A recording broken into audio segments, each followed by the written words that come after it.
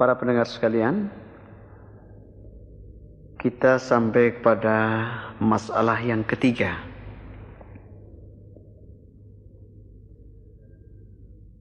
Pertanyaannya begini. Nasihat pelajaran dan saran Pak Ustadz sudah saya laksanakan dengan sebaik-baiknya. Dan menurut perasaan saya, hasilnya sudah cukup maksimal. Tetapi saya sangat kecewa dan heran. Kenapa saya kalah terus dalam MTQ? Begini. Usaha yang Anda laksanakan sudah cukup baik.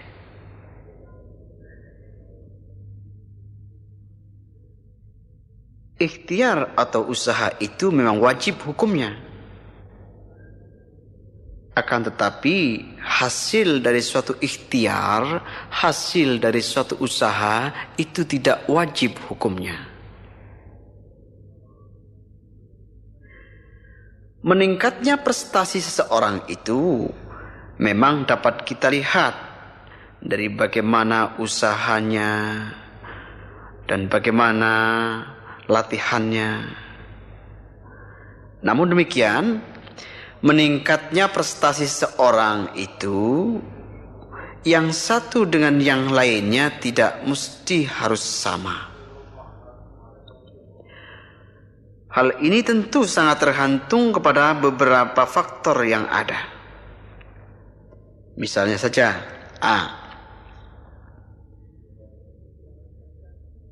sangat tergantung kepada kualitas bahan bakunya. Jadi keberhasilan seseorang itu juga tergantung kepada kualitas bahan bakunya. Seseorang yang memiliki bakat yang lebih unggul tentu akan lebih cepat meningkat prestasinya.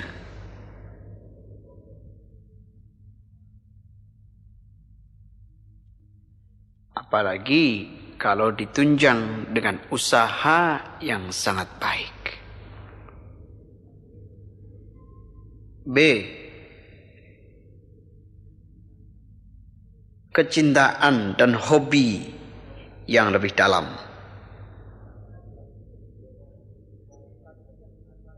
Bahan baku yang ada tentu saja harus ditunjang dengan hobi, dengan kecintaan membaca Quran. Biarpun kualitas bahan bakunya sangat baik, tetapi kalau tingkat hobi dan kecintaannya pada seni baca Al-Quran ini kurang, maka prestasinya tentu akan tersendat-sendat. C. Hobi ada, kualitas bahan baku ada dan bagus. Sekarang fasilitas latihan yang memadai, fasilitas yang mencukupi. Dengan kondisi yang demikian tentu akan lebih cepat untuk menopang dan menunjang prestasi seseorang.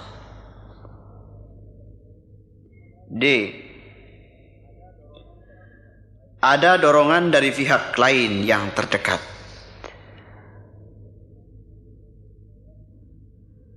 Saudara pendengar, kemudian kekalahan yang Anda alami dalam MTQ jangan sekali-kali Anda hubungkan dengan faktor latihan yang telah maksimal Anda lakukan. Kekalahan ini mungkin disebabkan oleh beberapa hal, di antaranya. 1. Kualitas maksimal yang Anda miliki masih di bawah kemampuan orang lain. Buat Anda sudah maksimal memang. Buat Anda udah paling gede, udah paling tinggi, rasanya udah paling hebat. Tetapi manakala Anda sendiri yang menilai. tetapi kualitas maksimal Anda itu masih di bawah kemampuan orang lain. Biar latihan Anda siang, malam, pagi, sore terus-menerus, tetap saja sampai di situ. Bahan bakunya sih sudah maksimal segitu. Kertas yang bagus biasanya akan menjelma menjadi kitab yang baik, menjadi sebuah buku ilmiah. Tetapi kertas yang jelek paling tinggi akan jadi bungkus pisang goreng. Kedua sekarang, waktu MTQ mungkin Anda salah baca tanpa terasa. Atau mungkin Anda tidak memenuhi target yang ditentukan. Itu bisa terjadi. Yang ketiga, mungkin bacaan Anda tidak sesuai dengan kriteria selera Dewan Hakim. Itu bisa terjadi. Atau hakim itu sendiri yang tidak dapat mengikuti selera, aktivitas, dan perkembangan lagu yang ada di kalangan umat yang banyak. Kepada orang lain, Anda suguhkan makanan yang Anda sukai, seperti Kentucky, hamburger, dan lain sebagainya. Sedangkan tamu yang Anda suguhi tidak suka kepada itu. Tamu Anda lebih suka dengan pisang goreng dan singkong goreng. Itu sudah pasti tidak sesuai. Sulit sekali. Bagusnya suatu variasi dan komposisi lagu, suara, dialek, dan zuk itu tidak ada standarnya. Tidak ada ukurannya. Dan sulit untuk mengukurnya kecuali dengan perasaan. Hal ini bisa terkendali, bisa diukur hanya oleh perasaan, khususnya perasaan Dewan Hakim. Sedangkan perasaan seseorang tadi sering terganggu oleh hawa dan cuaca dari luar dirinya. Oleh karena itu, sering terjadi suatu hasil keputusan yang aneh dan sulit untuk dipertanggungjawabkan. Begitulah gambaran secara umum yang jelas bahwa setiap usaha akan menghasilkan sesuatu. Tetapi jangan lupa di sana sini banyak kerikil-kerikil tajam yang perlu diwaspadai. Para pendengar dan para qari-qari'ah yang tercinta, sampai kita kepada masalah yang keempat. Pertanyaan yang keempat ini begini. Apakah dialek dan lagu zuk kita mesti sama dengan orang Arab? Padahal kita kan orang Indonesia. Apakah tidak sebaiknya disesuaikan saja dengan zuk, dengan lagu daerah, agar kita lebih kaya perbendaharaan lagu dan variasi-variasinya? Itulah pertanyaannya. Saudara-saudara para pendengar, Al-Quranul Karim diturunkan oleh Allah Subhanahu wa Ta'ala di Saudi Arabia. Al-Quranul Karim diturunkan dengan bahasa Arab yang fushah, bahasa Arab yang sangat tinggi kualitasnya. Kemudian Al-Quran Karim, Al-Quran yang suci itu dilengkapi dengan teknik cara membaca tersendiri yang kemudian diperindah dengan lagu dan suara yang baik. Saudara pendengar, sebagai contoh begini. Huruf-huruf hijaiyah, alif, ba, ta, tha, jim, ha, kha. Huruf-huruf hijaiyah itu adalah huruf-huruf Arab. Tetapi manakala huruf-huruf itu sudah berada dalam mushaf Al-Quran, maka ia akan meningkat menjadi huruf-huruf Al-Quran. Dia akan dibaca tidak sesuai dengan bacaan sehari-hari. Dia punya khas, dia punya aturan, harus dibaca sesuai dengan aturan-aturan tajwid, aturan-aturan yang terkandung dalam mushaf Al-Quran itu sendiri. Misalnya saja, alif, ba, ta, tha, jim, ha, kha. Tetapi dalam membaca misalnya lain. Dibaca misalnya ya, sin. Tetapi bacanya tidak ya, sin. Tidak. Manakala orang membaca Al-Quran, dia harus patuh kepada aturan tajwid. Membaca tidak seperti bacaan dalam huruf Arab saja. Tapi dia harus baca sesuai dengan aturan-aturan cara membaca Al-Quran. Bismillahirrahmanirrahim. Yasin. Hamim. Mungkin dalam bahasa Arab sehari-hari Anda bisa membaca alif, lam, mim. Tidak ada masalah. Tetapi kalau sudah termasuk dalam mushaf Al-Quran, Anda dituntut untuk membaca dengan bertajwid. Alif, lam, mim, yasin,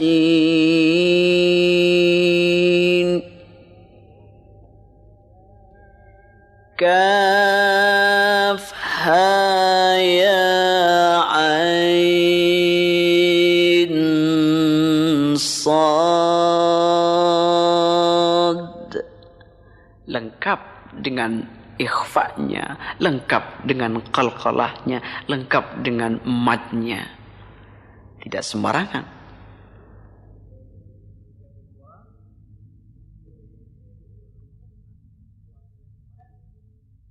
Para pendengar sekalian,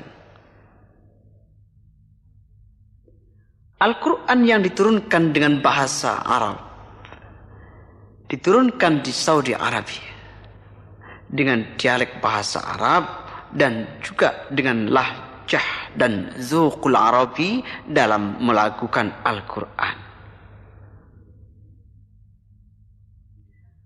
Rasul memerintahkan kepada kita untuk menghiasi Al-Quran agar lebih bagus lagi dengan suara yang bagus, dengan lagu yang bagus. Tetapi dengan lagu dan zuqul Arabi. Kata Rasul, Iqra'ul Quran bilahunil Arab. Baca Al-Quran dengan lagu, dengan dialek Arab. Zayyinul Quran bi aswatikum fa inna as-sawtal hasan yazidul Qur'ana husna.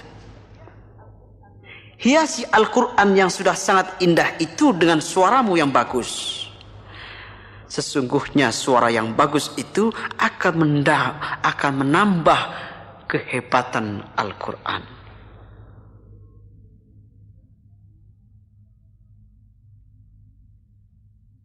Jadi para pendengar, bahwa kita diperintahkan membaca Al-Quran dengan bahasa, dialek, dan zuq serta lagu Arab. Ya kalau dengan lagu-lagu lain bisa saja, cuma nampaknya nggak enak, nggak selaras, nggak serasi.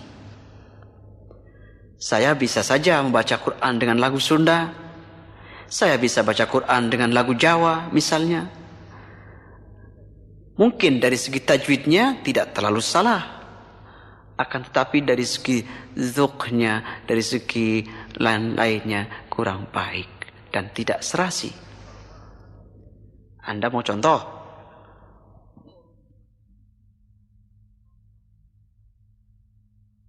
Dengan lagu Jawa misalnya. Begini. Wattini wazzaituni wa turi sinin.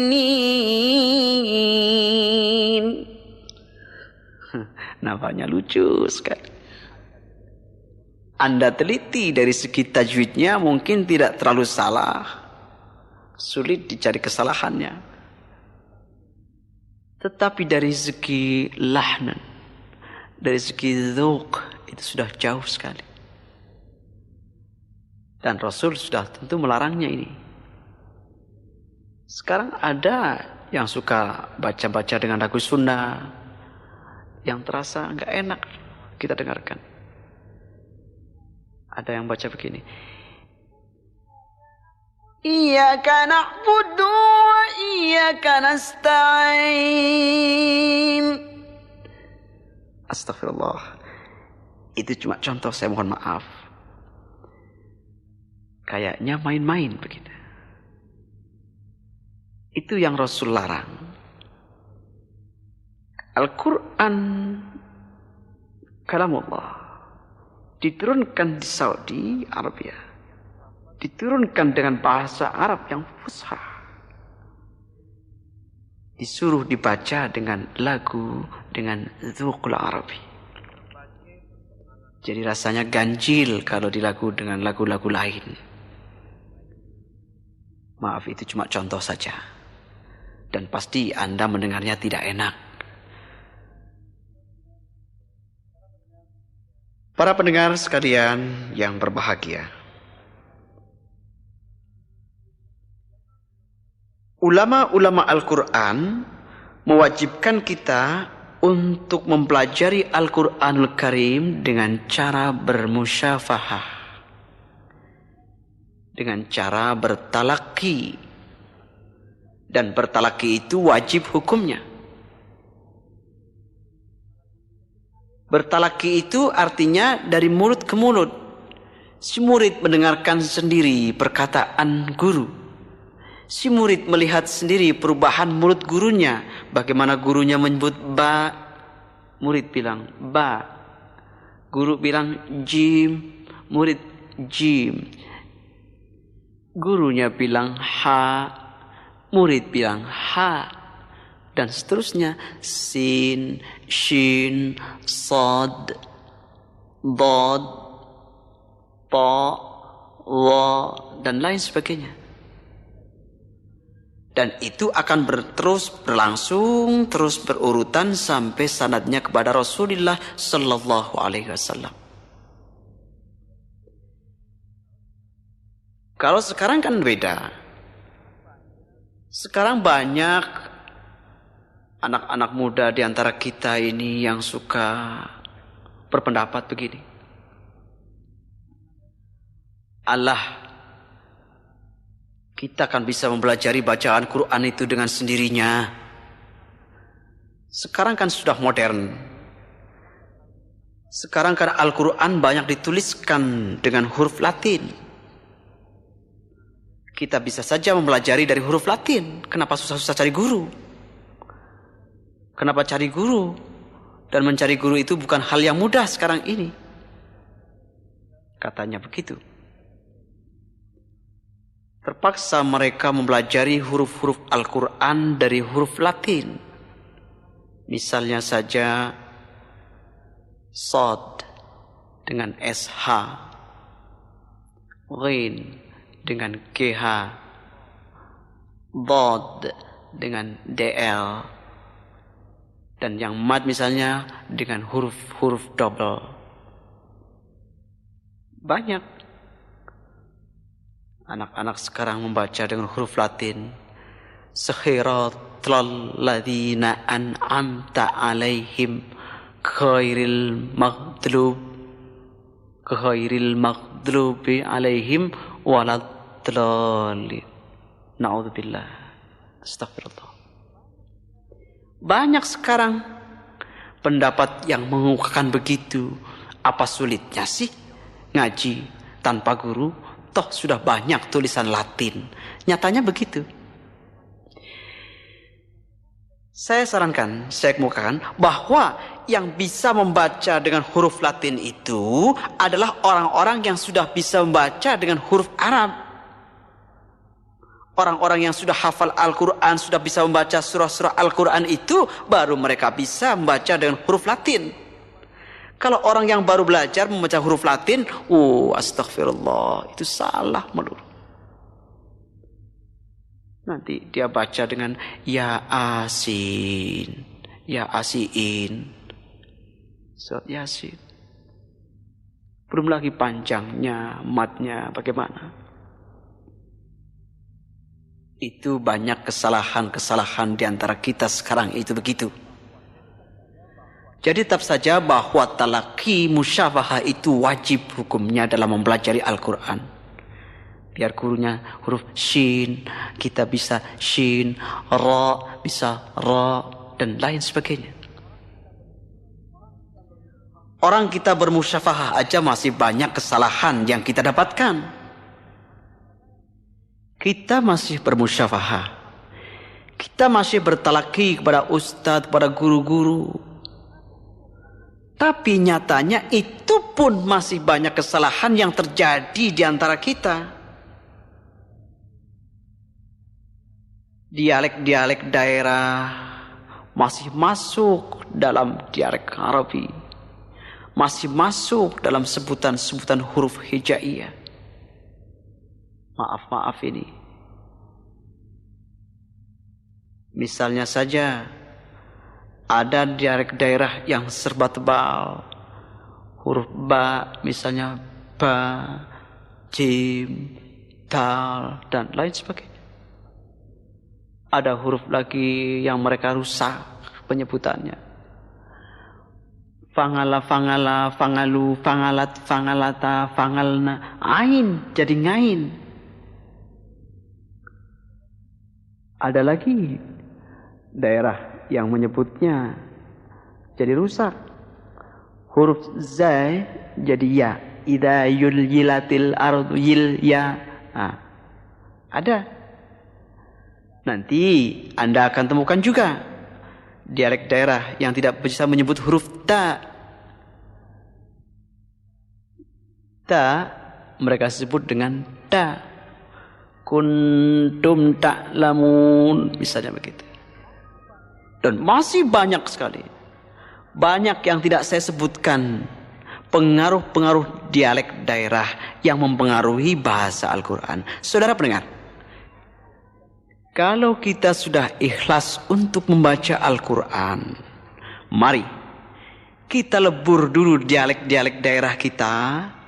Kita hanyutkan diri kita dengan dialek yang ada dalam Al-Quran. Agar bacaan kita menjadi bagus, bacaan kita menjadi sesuai dengan ajaran Rasulullah Sallallahu Alaihi Wasallam.